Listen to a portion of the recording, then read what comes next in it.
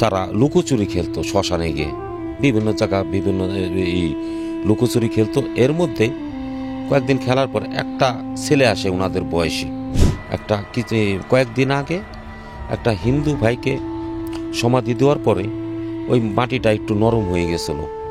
ওই মদন করে কি সরাসরি কবরের ভিতর ঢুকে যায়। তার বলে কি তুই আয়। ওর কবরের ভিতর থেকে ওর দুই হাত দিয়ে ওর পাটা টাইনে ধরে। পাটা টাইনে ধরার পরে অলরেডি কবরের ভিতর টাইনে নিয়ে যাইতেছে। এ অবস্থায় হঠাৎ করে ও চিৎকার পারতেছে, অথচ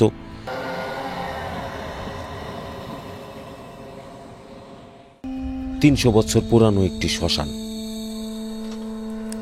সুতরাং ছোট সময় থেকেই আমরা পুরানো মানুষকে কবর দেওয়া, সমাধি করা, এটা আমাদের নিত্য নৈমিত্তিক দিনের ব্যাপার ছিল।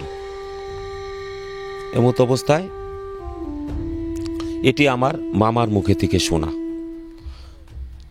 মামারা ছোট সময় তারা লুকোচুরি খেলতো শ্মশানে গিয়ে, বিভিন্ন জায়গা বিভিন্ন লুকোচুরি খেলতো। এর মধ্যে কয়েকদিন খেলার পর একটা ছেলে আসে ওনাদের বয়সী, বলে যে আমি তোমাদের সাথে খেলবো। সবাই জিজ্ঞেস করে তোমার নাম কি? বলে আমার নাম রতন। এখন বাচ্চা বয়সে সবাই কার বাড়ি কোথায় কি ওইগুলো তো দেখার কারো হেরেক নাই।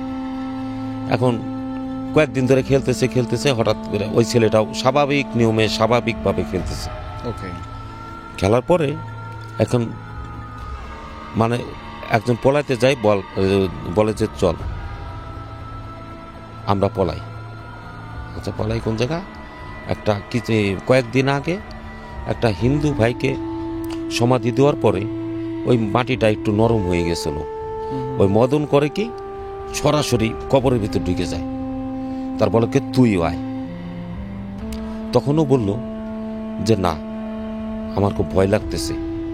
ও দৌড় দিতে যায়, ওর কবরের ভিতর থেকে ওর দুই হাত দিয়ে ওর পাটা টাইনে ধরে। পাটা টাইনে ধরার পরে অলরেডি কবরের ভিতর টাইনে নিয়ে যাইতেছে।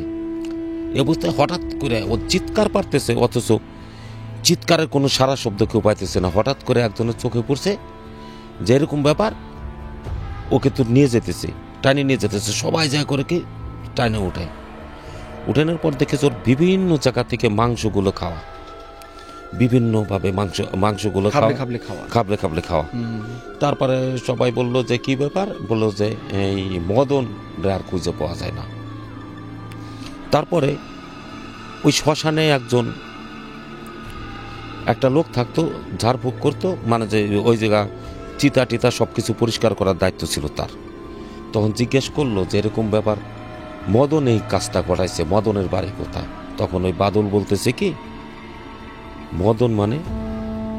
মদন তো ছিল একটা অশরীর।